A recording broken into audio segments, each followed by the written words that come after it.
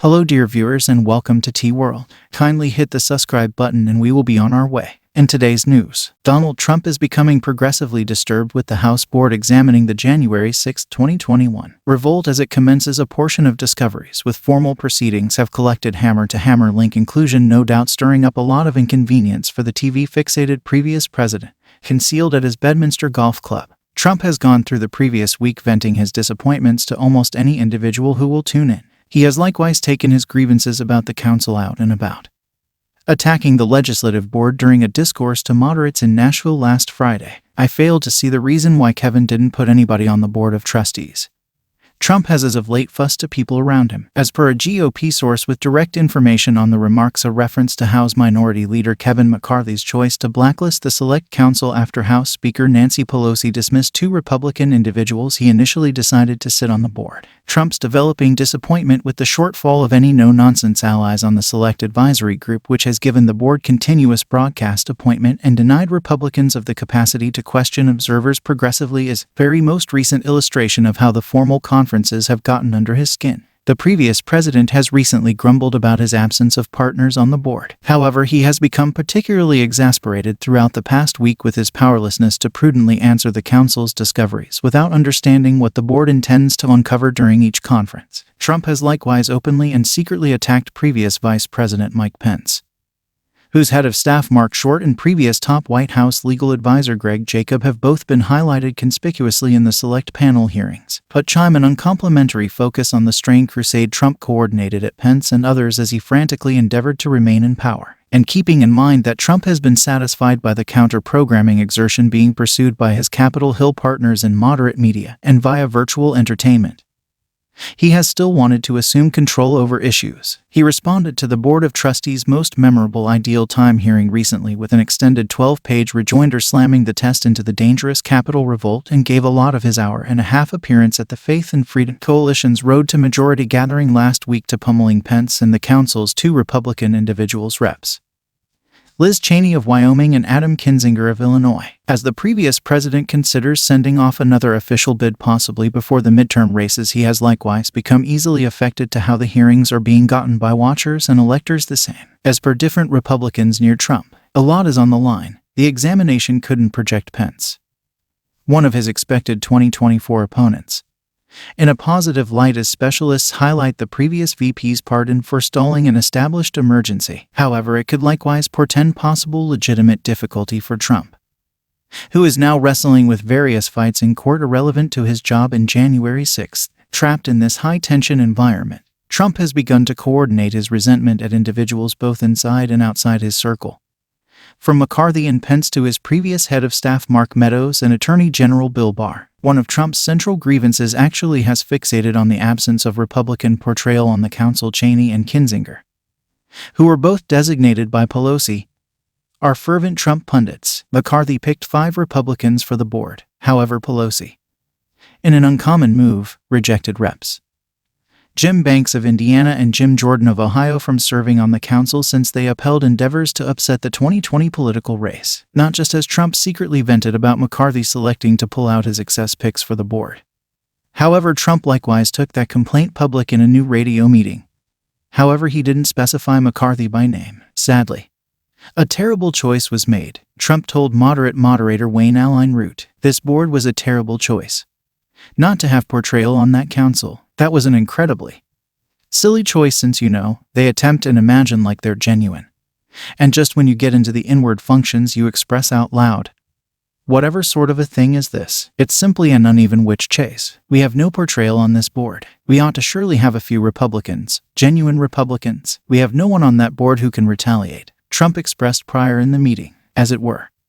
The Republicans ought to be embarrassed about themselves. The reasoning among a portion of Trump's guides and even among a small bunch of extreme right Republicans on Capitol Hill is that it was a misstep to not have any GOP legislators inside the room pushing back continuously or giving understanding to the previous president and rest of the GOP gathering with respect to what specialists wanted to feature in formal conferences. Had Republicans been on the advisory group, they might have posed intense inquiries of witnesses, made procedural movements to disturb the progression of the hearings, and would have had some development information on the summons.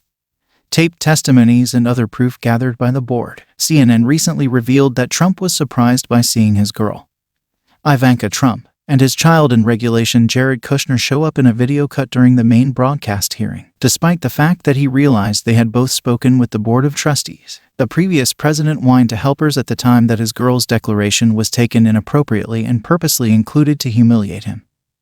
As per an individual near Trump, a few Republicans have likewise addressed whether a bipartisan commission to explore January 6th would have been an improved result for Trump and the GOP. At McCarthy's bearing, GOP Rep.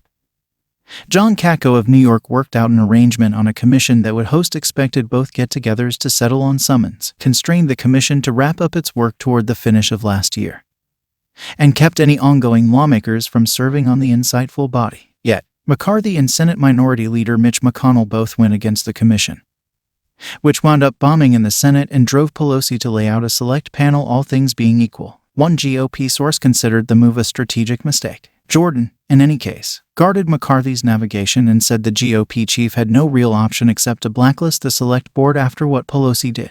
After McCarthy went with the choice, Republicans on Capitol Hill rushed to unite behind the move. Furthermore, McCarthy involved the second as a political chance to paint the examination as an uneven witch chase, which has turned into the GOP's essential idea. Pelosi knew when she wouldn't let the determinations of the pioneer on the panel.